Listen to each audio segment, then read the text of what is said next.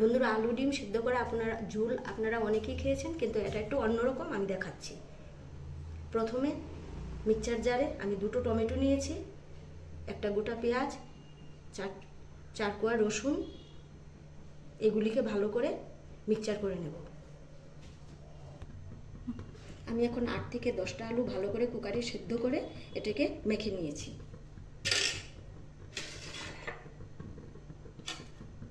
এখন 1/2 চা চামচ রসুন বাটা, 2টো পেঁয়াজ কুচি করে রেখেছিলাম,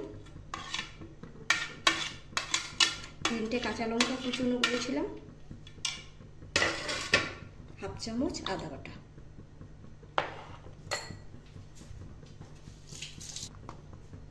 স্বাদ মতো নুন দিয়ে দিলাম, 1 চামচ হলুদের গুঁড়ো, 2 চামচ বেসনের গুঁড়ো।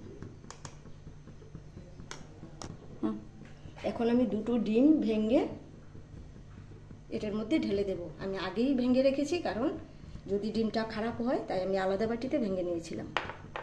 এখন আমি সবটাকে ভালো করে মেখে নেব। 1 চামচ তেল দিয়ে দিলাম,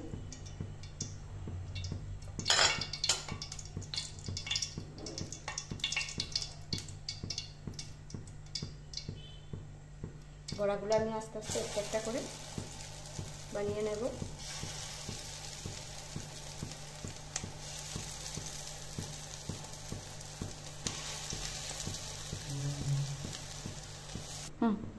বড়াগুলি এখন আমি নামিয়ে নিয়েছি। চাইলে আপনারা গরম ভাতের সঙ্গেও খেতে পারেন। তাই এখন আমি ঝোল দিয়ে দেবো ওগুলোকে। আমি কড়াইটা বসালাম, উনুনে 2টো তেজপাতা, 2টো শুকনো লঙ্কা দিয়ে দিলাম, 1 চামচ তেল দিয়ে দিলাম।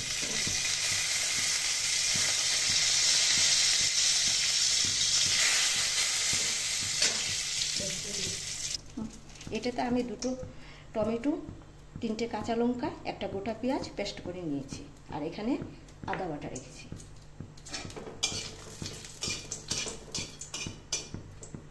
গোটা পেঁয়াজ কুচি দিয়ে দিলাম। আপনারা চাইলে তেলটা আর একটু বাড়িয়ে দিতে পারেন, আমি একটু কম দিয়ে রান্না করতে ভালোবাসি।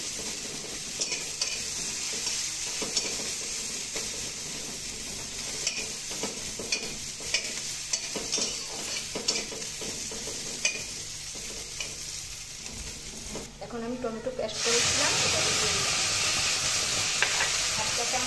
1 চামচ আদা বাটা,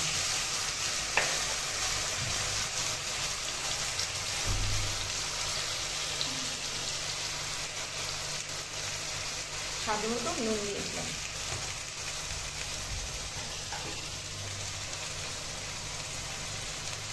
1 চামচ হলুদ বাটা,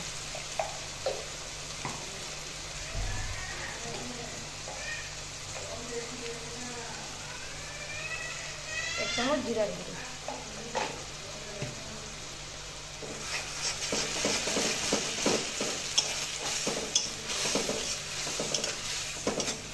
এটাকে একটু ভালো করে কষিয়ে নিতে হবে।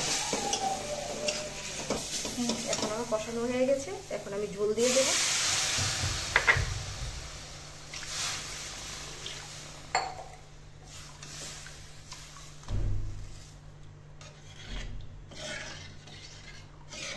কিছুক্ষণ ফুটতে থাকবে, কিছুক্ষণ পর আমি বড়াগুলো দিয়ে দেব। 1 চামচ কাশ্মীরি গুঁড়ো দিয়ে দিলাম।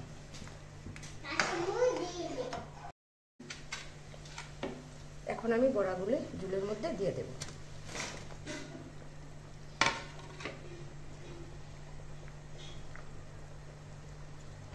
একটু সিদ্ধ হয়ে গেলেই নামিয়ে নেব।